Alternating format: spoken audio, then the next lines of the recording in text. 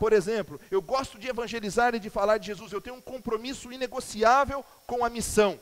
Mas eu prego o evangelho e as pessoas se convertem, e aí a pessoa chega para você e se demonstra uma pessoa extremamente arrogante, sem humildade. De que adianta? Eu prego o evangelho, eu falo de Jesus, e as pessoas se transformam, e eu me sinto um cara extremamente especial e diferente de você, e aí eu desenvolvo uma vida de arrogância, de prepotência. É necessário humildade e compromisso. Compromisso e humildade. Então, são coisas que nós precisamos aprender no nosso dia a dia. Responsabilidade é fundamental com cada um desses princípios. Mas, pastor, você não disse que a gente ia relaxar um pouquinho? Vamos relaxar um pouquinho. Vamos tentar pensar um pouquinho a respeito de algumas outras questões. Sobre ser reverente, sobre de fato viver a nossa vida sem sermos sisudos. Então, ser comprometido com o evangelho, ser responsável para com esses valores, não significa que nós vamos viver uma vida, sabe aquela vida pesada, aquela vida cheia de uma nuvem de tempestade em cima de nós, e que nós estamos o tempo todo sendo observados por Deus, se estamos cumprindo isso ou aquilo. Não, nós precisamos viver uma vida de naturalidade. Naturalidade, eu digo o seguinte, desenvolver uma espiritualidade de vida. Aliás, espiritualidade é vida. Você mede o seu nível de espiritualidade não pelo culto, mas por aquilo que você é no dia a dia com normalidade. Eu vivo com normalidade. Vamos ver um texto lá de Eclesiastes, capítulo de número 8. Abra em Eclesiastes, capítulo de número 8. Eu vou ler na Nova Versão Internacional, mas eu vou pedir que você deixe em Eclesiastes para você ir marcando os textos. Vou ler na NVI. E talvez seja um pouco diferente na sua versão. Mas somente o texto base, eu não vou projetar ali, para você realmente ter a Bíblia aberta e depois, se quiser, folheá-la na sua casa. Eclesiastes, capítulo de número 8. Versos 14, 15, 16 e 17.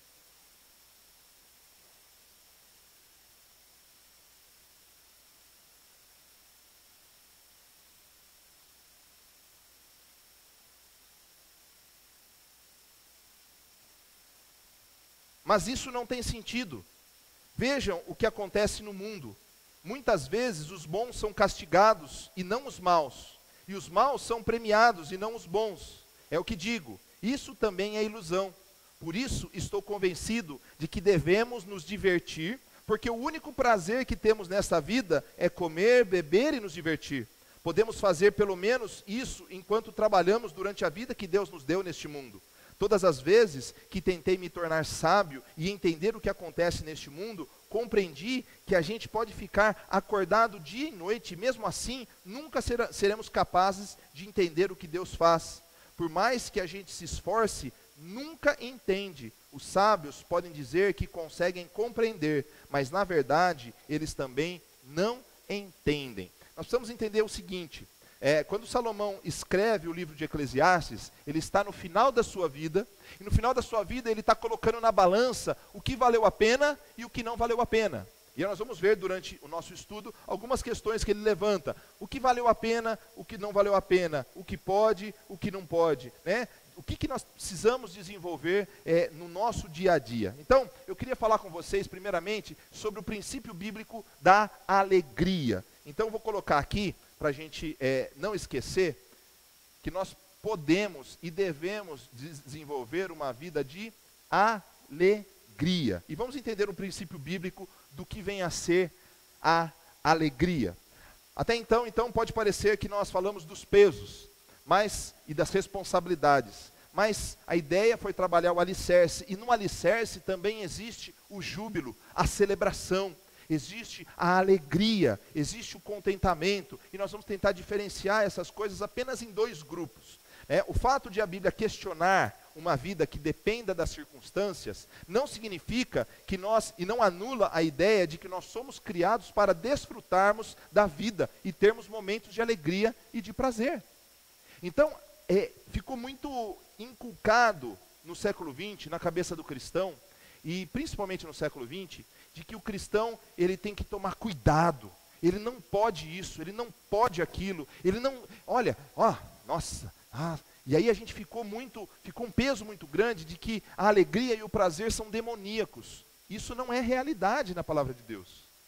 A alegria e o prazer, eles são coisas boas, até porque é isso que nós buscamos em Deus. Termos uma alegria e um prazer que não dependam das circunstâncias, mas que sejam fundamentados naquilo que Ele pode fazer por nós. Mas nem tudo que nós fazemos, aliás, só se você olhar o Antigo Testamento, muitos marcos da religiosidade do Antigo Testamento e do Novo Testamento são festas.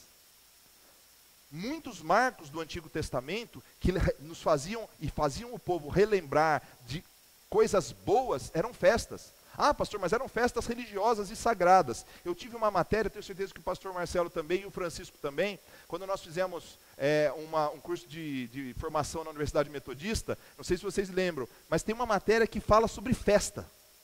As festas do Antigo Testamento, as festas bíblicas, o significado que isso tem para o desenvolvimento da religiosidade.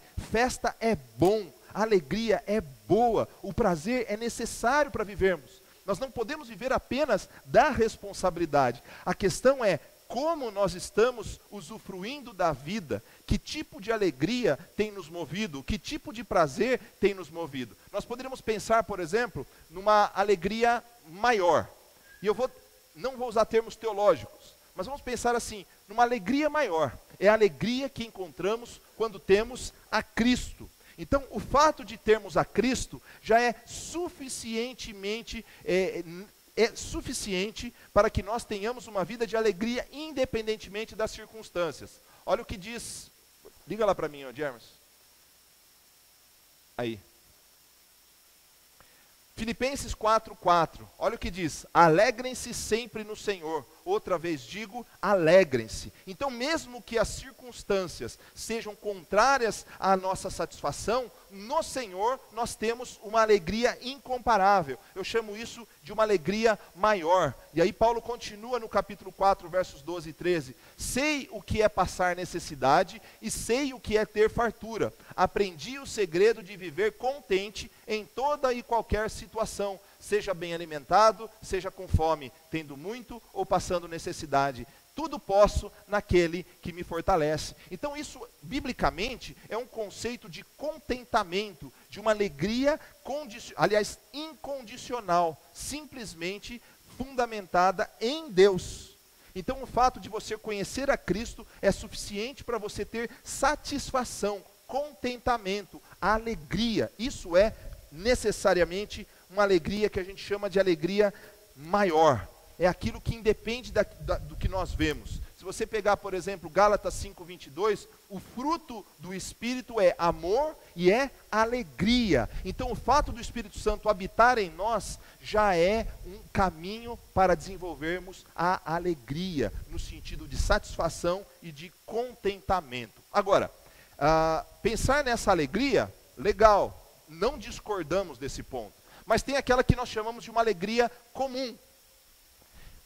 Veja só, alegria comum, porque faz que o seu sol se levante sobre maus e bons e a chuva desça sobre justos e injustos. Esse texto de Mateus capítulo 5, verso 45, nos aponta para a ideia de que a Bíblia não nega que existem bênçãos e alegrias que estão distribuídas a todas as pessoas, quer sejam elas cristãs ou não. Por exemplo, o nascimento de um filho, a pessoa precisa ser cristã para se alegrar com o nascimento de um filho? Não.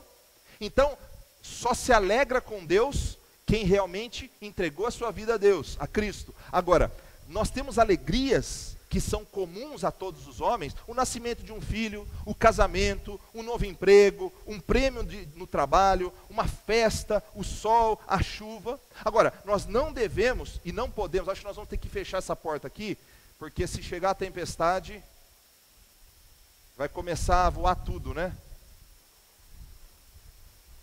Está anunciando uma daquelas, hein? Vamos esperar e fechar.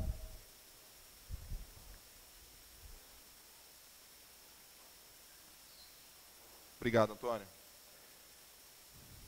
Vamos nos acalmar, Então veja só, existem momentos e situações que nos levam a uma alegria que independe se nós somos cristãos ou não. Não devemos e não podemos nos apoiar nessas alegrias para termos um sentido para a vida. Agora, não apoiar-se na alegria comum, que todos os seres humanos podem ter, não significa demonizar esse tipo de alegria, tornando todo tipo de divertimento algo desprezível.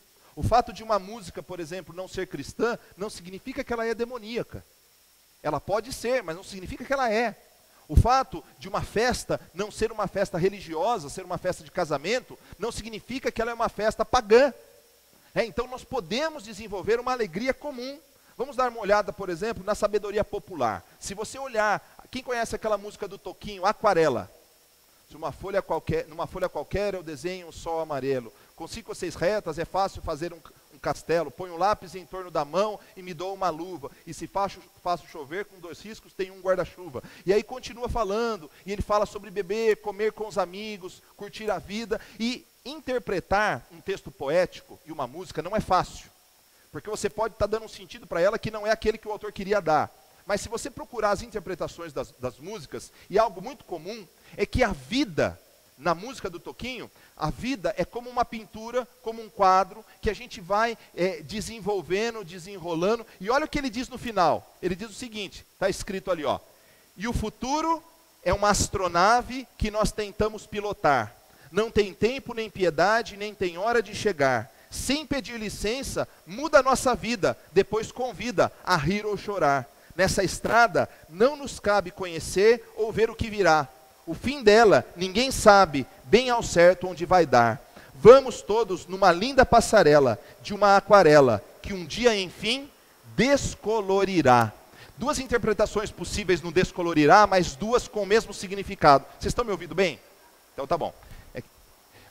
2 significados possíveis. Primeiro, a vida, com a vida nós vamos perdendo o vigor.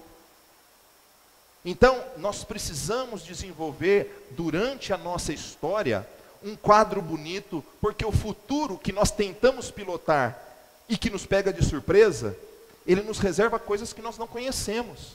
Então, nós precisamos desenvolver a vida, porque um dia nós não mais a teremos. Ou se tivermos, a teremos sem o vigor necessário. Então, o que nós estamos aprendendo é o seguinte: na sabedoria popular, as pessoas levaram isso a ferro e fogo. E aí o que aconteceu? Todo mundo quer, o importante é ser feliz, o importante é ter prazer. Então você sai de um extremo, de uma religiosidade que demoniza a alegria e o prazer, para um outro extremo, de pessoas que fundamentam somente a sua vida na alegria e no prazer que este mundo pode dar. Agora, entre o extremo da libertinagem e da religiosidade, existe a vida que Cristo quer que nós vivamos. Jesus não foi acusado de comer com pecadores, beber com pecadores, estar ali na verdade, o que Jesus fez é simplesmente viver a vida com naturalidade, discernindo dia após dia aquilo que devia ou não. Eclesiastes, você está em Eclesiastes ainda? No versos 9, de 9 a 12, diz assim, 9 de 9 a 12.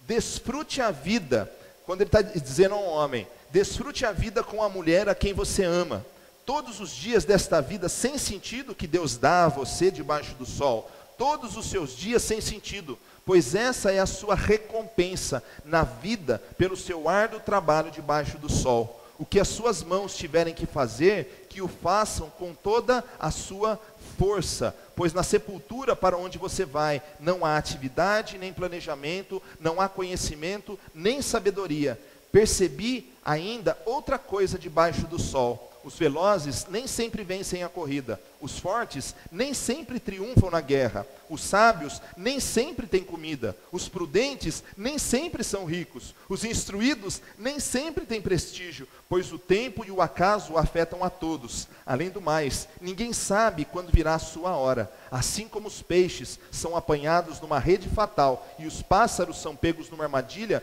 também os homens são enredados pelos tempos de desgraça que caem inesperadamente sobre eles. Desfrute a vida com a mulher que você ama. Viva a vida com naturalidade. Não é mal, não é ruim desfrutar a vida. Agora, a questão é, quais são os critérios para viver a vida de alegria? Quais são os critérios que a Bíblia nos apresenta? Uma das coisas que o Senhor nos ensina, e que nós já vimos ali, é o conceito da gratidão. Nós vimos que os bens que nós recebemos, o bem-estar que temos, o filho, tudo aquilo que nós recebemos, nós temos que entender como uma gratidão. Jesus nos ensina a viver com gratidão. Se olharmos o Antigo Testamento, Jó foi um homem que perdeu tudo. E ele disse, Deus deu, Deus tirou. Estava conversando com o Mateus, não meu irmão, Mateus, irmão do Marcelo. Aliás, todos os pastores aqui têm que ter um irmão chamado Mateus. Você tem, pastor Kennedy? Não tem, né? Nós temos um problema aqui na igreja, um conflito ético, né? Veja só, ele estava contando a história do Steve Curtis, né?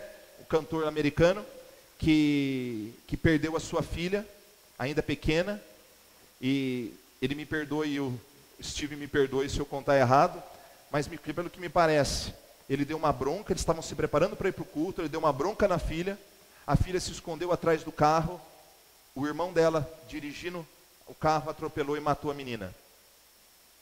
Como que fica o coração do pai, o coração do irmão e a família? Devastada por essa perda. E ele podia abandonar o seu ministério, abandonar o seu chamado, e inclusive ele pensou nisso, ele usou toda o sentimento de gratidão, possivelmente, e voltou os seus olhos para Deus, para entender que Deus dá e Deus tira. Então a alegria que nós temos no nosso dia a dia, as alegrias comuns, nas quais não fundamentamos a nossa vida, elas têm que ser vividas com gratidão. Obrigado pelo tempo que eu passei com meu pai, obrigado pelo tempo que eu passei com minha mãe, obrigado pelo tempo em que eu trabalhei numa grande empresa, mas hoje eu trabalho numa empresa mais simples. Obrigado, Senhor, pela festa que tive, mas obrigado. Então nós precisamos desenvolver e viver a partir de critérios objetivos. A gratidão é um desses critérios. Obrigado, Senhor, porque assim, o que o texto de Salomão diz, não é porque você é muito sábio, não é porque você é justo, que você vai ter tudo de bom.